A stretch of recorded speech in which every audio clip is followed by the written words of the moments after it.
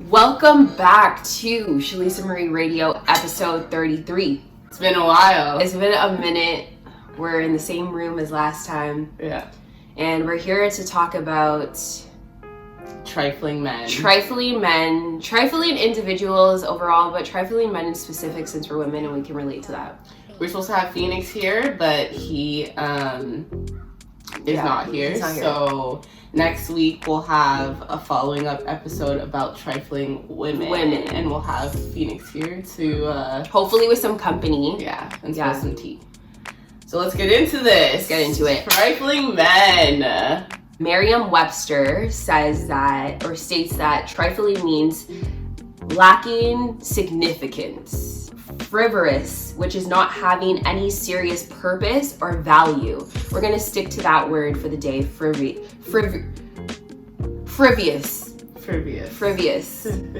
Okay? Not having any serious purpose or value in your life.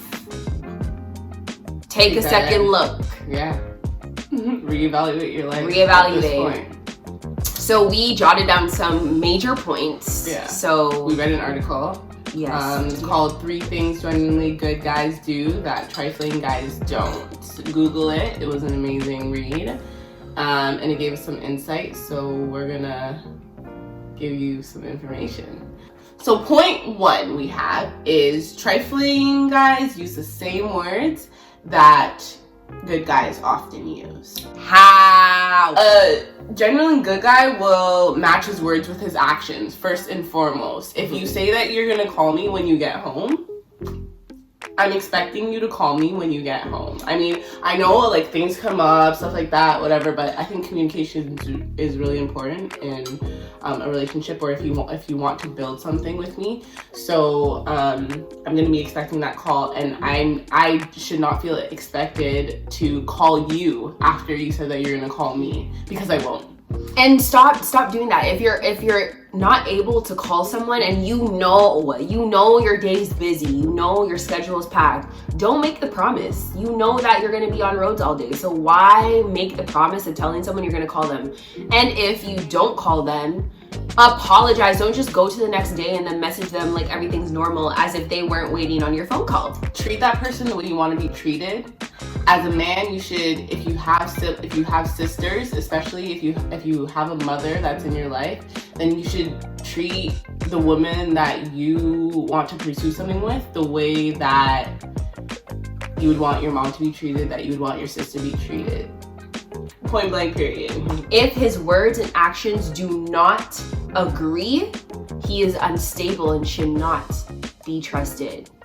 You guys don't share the same intentions. Now, you had an experience where this guy was giving you actions, but no words. So confusing. This is the first scenario I've ever been in where, like, when it came to communication, when it came to hanging out with him, hours upon hours upon hours of hanging out, hours upon hours of speaking on the phone, hours upon hours on adventures, hours upon hours with his family. So he's making time for you. He's clearing space in his life for you, so that you guys can build. But because he's making that time does not mean that he is the one for you, or that he will not disappoint you or lead you astray. So leave him where he is and move on. Yeah, because just because his actions show, is he backing that up with his words as well? Of course, words are not everything, but in my case, I thought, okay, because he's more showing how he feels about me, I assumed through his actions, then he likes me, he has to be feeling me, he has to be digging me. But actually no, because his words weren't backing up his actions, which were very confusing. And that doesn't make sense. So a trifling man will feed you words, tell you that you're rare, there's no one like you, he's never met someone like you. Cliche. Those are the best. Cliche. But they'll make you feel like a common person. Mm-hmm.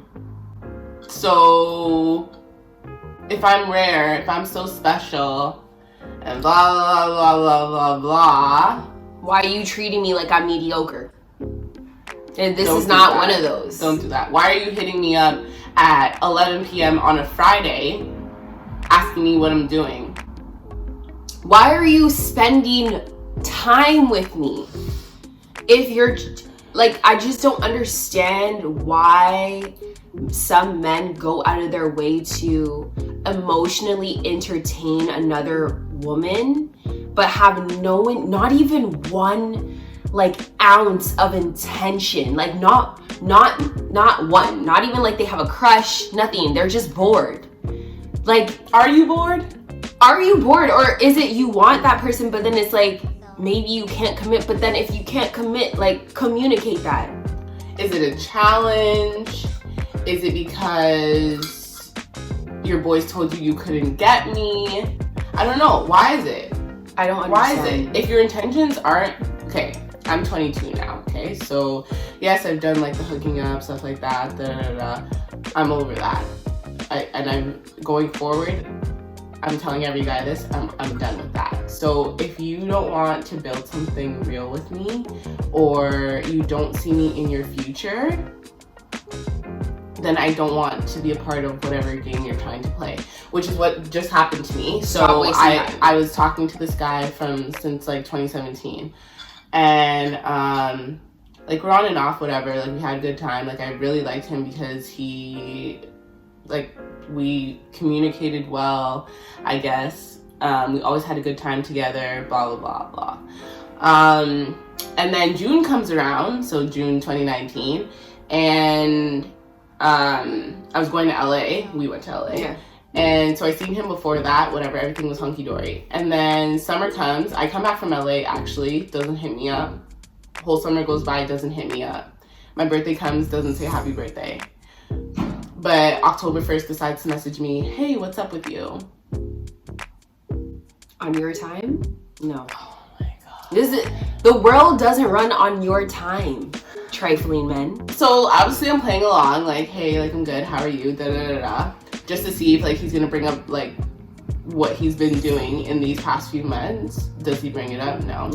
Oh, like I wanna see how you're doing. Like we haven't talked in so long. No fucking shit. So I told him straight. I'm I'm honestly confused as to why you even messaged me, because you haven't messaged me in months. They're bored. In months. Bored. And like, I'm literally over it. I'm over it. My feelings for you are over. So whatever you're trying to do here, I'm not some half-ass chick. I'm not a message me when you want. I'm not oh, she'll come back, you know? No, we're not doing that anymore. We're not playing this We're game. past that. So I told him straight. I'm like, yeah, like I'm worth more. I deserve more. So if you're not gonna give me that, then like keep it moving, pretty much. Did this guy respond? No. Wasn't even man enough to be like, okay, like I understand like where you're coming from, blah blah blah. No, nothing. If he is not humble, we have a point here.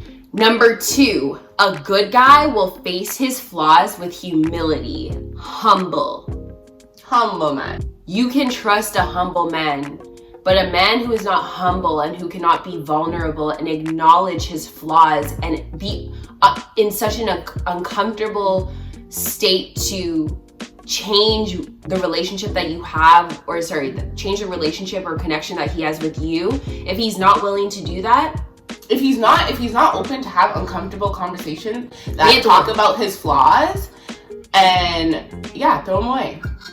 Like everyone has flaws, so I don't understand. Even as just a friend, you know, like if you're being a genuine friend towards another person, you're gonna tell them the other person's flaws. That's a part of a relationship. Not everything is always good in a relationship, and no one's perfect. So if I'm telling you something that you need to work on, there's no reason that you should be like being defensive or catching an attitude. You know what? Maybe I do talk back, or like, you know what? Maybe I do deny everything. You know, you're right. I'm sorry. I apologize. Yeah. I'm gonna work on that. Even me, like, I feel like, so last night I was with one of my girls and, like, one of my guy friends, and, because like people have said this before, like, oh, like why do you think that you're not in a relationship and stuff like that.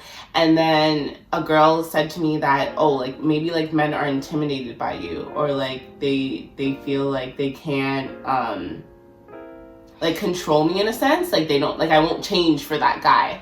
And I said, yeah, like that's true, you know, like I am the way I am, and like I don't really like want to compromise who I am for another person. But like obviously if I really like you and there's something that you're uncomfortable with, then yeah, like I'll try to change myself. So I asked them, I said, guys, like for 2020, if I'm looking for a relationship, not necessarily looking, but like I need to change something about myself in order to be more open to a relationship, what do I need to do? And they said you need to be more empathetic. So they think that I need to put myself in other people's shoes more, because so that I can understand that person, because they think I'm too entitled. Which, granted, yes, like I have the younger child syndrome, you know, and I'm used to getting everything we want. Yeah, so like that's how I was brought up.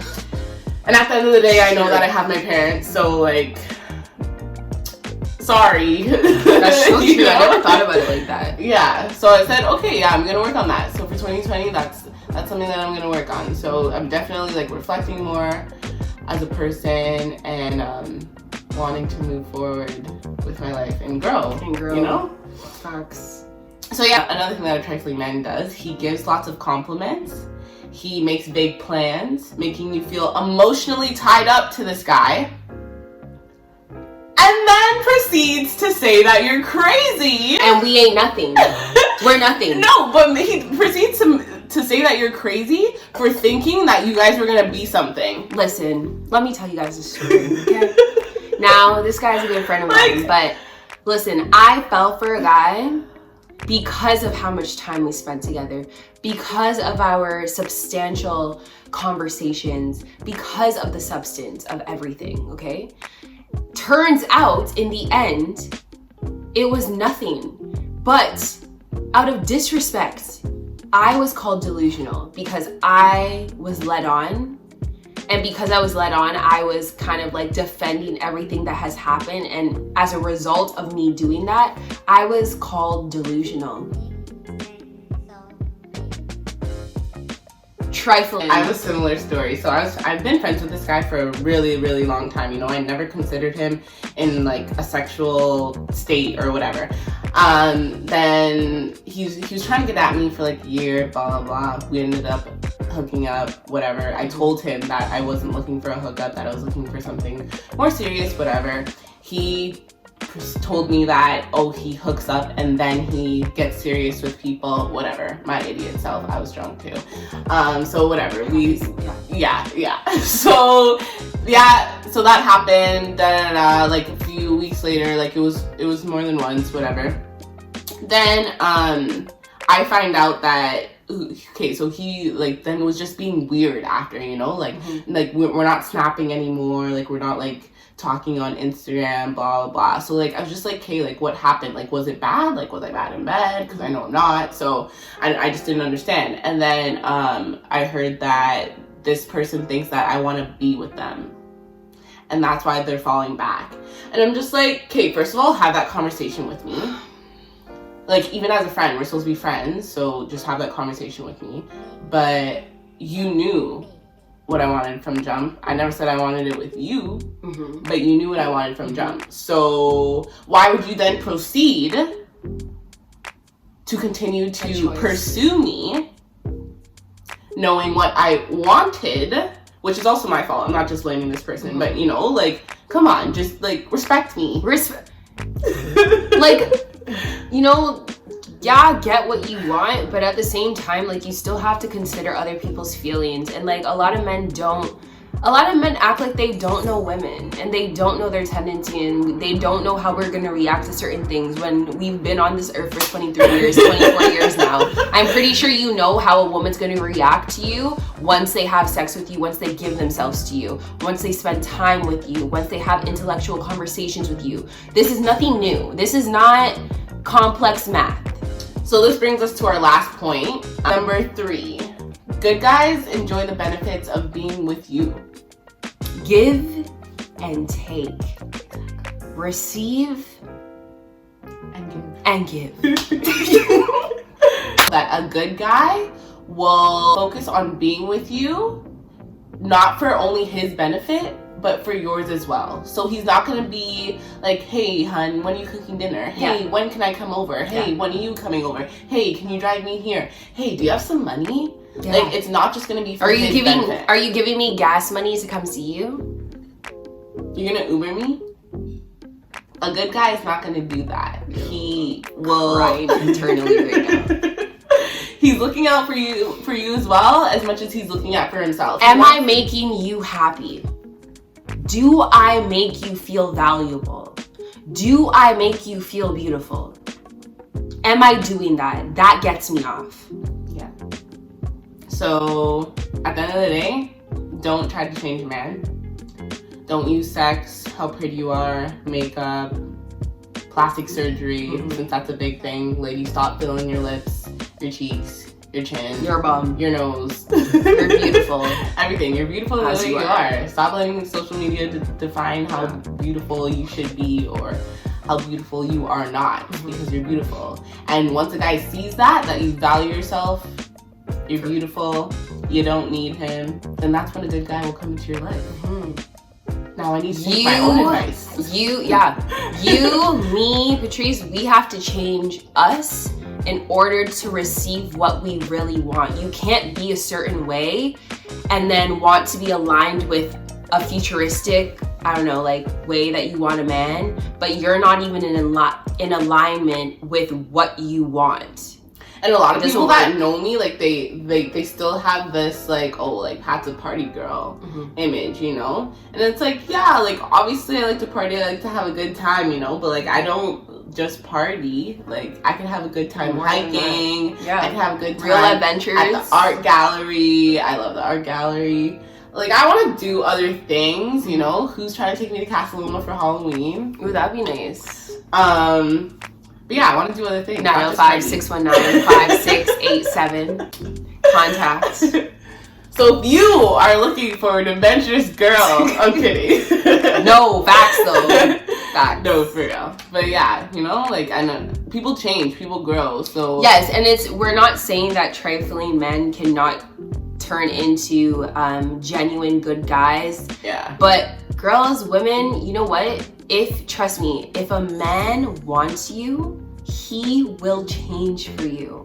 Like, there's no question about it. He will change. But if you're not the one, that's when you start encountering all of these tunnel one puzzle way pieces, one ways. You get blocked that way, you gotta go right, then you go right, then you're the wrong way. Like, then you gotta make the U-turn. That's when you know these are red signs. Like, sometimes you just literally need to listen to the signs and follow them and know that this person's just not for you, and that's okay. Everyone comes into your life to teach you something. So just because something doesn't last does not mean that that's not gonna benefit you towards your futuristic person or your future person, sorry. I hope you guys all find love. Thanks for watching. Thank you. Episode 33. We try to make it short and sweet because we really want you guys to watch this one. It was very informative. Come back for part 2 next week with Phoenix. He will be talking about trifling women. Thanks, guys. Stay tuned.